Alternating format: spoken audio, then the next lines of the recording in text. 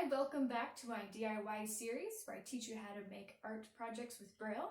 My name is Elizabeth Symington, and this is my channel where I teach you how to read and write in Braille. So what better way to practice your new skills than to do an art project? My name is Susan Wright, and I'm Elizabeth's mom. And today's project is using transfer sheets to put Braille onto t-shirts.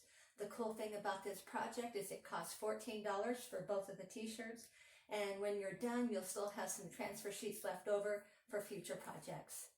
So Elizabeth, let's get started.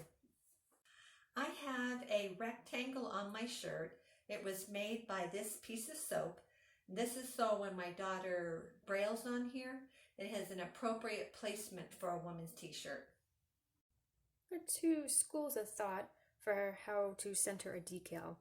One of them is winging it, which is more my style, or you can measure it. If you want to wing it, you can use the tag to figure out the center line. I'm going to show you more of how I set mine up using painter's tape, which I just eyeballed. Or what you can do is you can take your t-shirt and fold it in half from collar down to the bottom of the t-shirt and then go ahead and press it. So that'll give you a center line. And another direction I recommend pressing it is from armpit to armpit. So that'll give you a nice horizontal line to work with and a vertical. So now I just said I like to wing it, but I actually have a plan. So I already decided what I want the shirt to say. I transcribed it, I included the indicators and the punctuation, and then I decided to have 2 lines of text instead of having one long line, because I don't want the Braille to get lost on the sleeves. I want this to be very easily sight read. So then I counted out the Braille cells. We've got 12 Braille cells wide by 2 lines, and the midline thankfully works out right in the middle between 6 and 7 cells. And then I transferred that template onto the t-shirt. I just eyeballed it with painter's tape because for me I like to have a visual, and then I just created a rectangle with the tape, and I trimmed the tape for the middle, the space in between the 2 lines of text, to be about like 3/4 inches wide, just to give a little breather in between the dots. The next step is to make the Braille dots. I just use a normal sized hole punch, although they do come in smaller and larger sizes, depending upon what size Braille you want to make. In my eagerness, I figured out the hard way to do this. I ignored the directions that came with the packaging. The packaging said to peel off the white backing. Instead, I just went straight in and hole punched a whole bunch of little dots that had the white backing. And then from there, I had to take a utility knife and pry the paper off the back, which was really frustrating. So, don't do that. Instead, peel the paper off completely and then hole punch all your dots.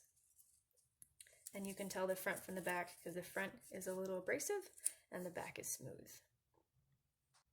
So to figure out the spacing in between each Braille cell, I am just winging it. But to make it a little easier for myself, I am making them full cells. So I have punched out quite a few extra Braille dots. And I've got dots 1 through 6 in each of the cells. Then I'm just going to take off the dots that I don't need and then iron everything down. So I decided to cut some strips of paper to put in between the Braille cells. I just wanted to look a little tidier. And then I'm taking my Exacto knife and I'm sliding the dots in place, because now things are getting a little fiddly. It'll be a lot easier to bump them with my fingers. To line it up, I'm actually looking at the negative space, not so much the dots. I'm checking to see that the black t-shirt, that spacing in between the dots is the same as the cell before it. So now I have full Braille cells for both lines of text, and I want to take up all the extra dots. So I could do that with my fingernails, I could use tweezers, but I'm going to use this cool tool by Stampin Up. And this isn't a promo, it's just a really cool thing I like using. And it's called Take Your Pick Tool, and it has some tacky putty on the end. That's kind of oozing out right now. Let me trim that. And I will use that to pick up the dots.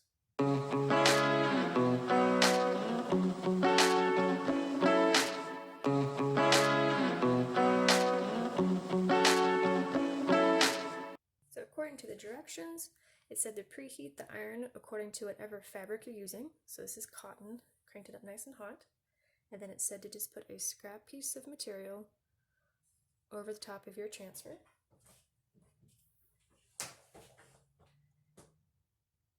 And then we're just going to put the iron on there for about 40 seconds. And I'm not going to slide it around. When I want to iron the rest of this, I'm just going to pick up the iron and move it.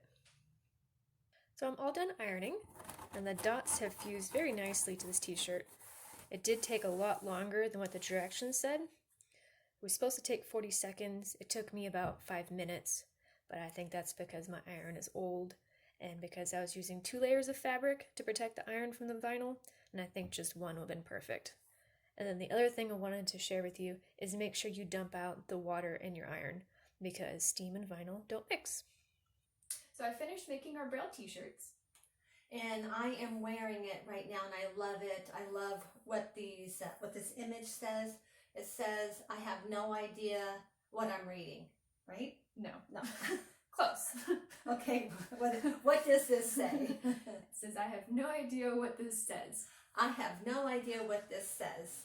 And I just, I wanted a Braille t-shirt, but I didn't want it to be another saying, because if somebody who knows Braille came up to me and started talking to me about it, I would have no idea what they are talking about or what this says.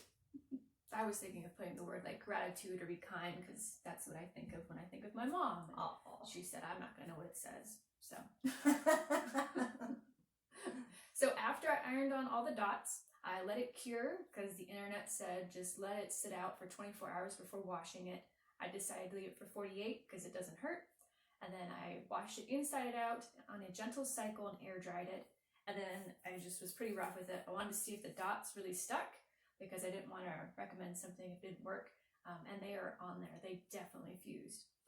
And what did you make the dots out of? So it's made out of TULIP iron-on transfer sheets. So I'll include a link in the description, and it's an affiliate link. So thank you so much for using it. And it comes in different colors. We've got sparkly purple, pink, blue, different holographic images. So you can just order that. They're about $6 a pack. And also in the description, you can download a free Braille alphabet. So if you want to learn how to read Braille, this is a good project to start with. And also in the description, there is a link to someone else's reference guide that gives you measurements on where to place an image, if it's on the front, if it's on the back, or if you want to place it on the pocket. And if you liked what you just heard, hit subscribe. Bye. Bye.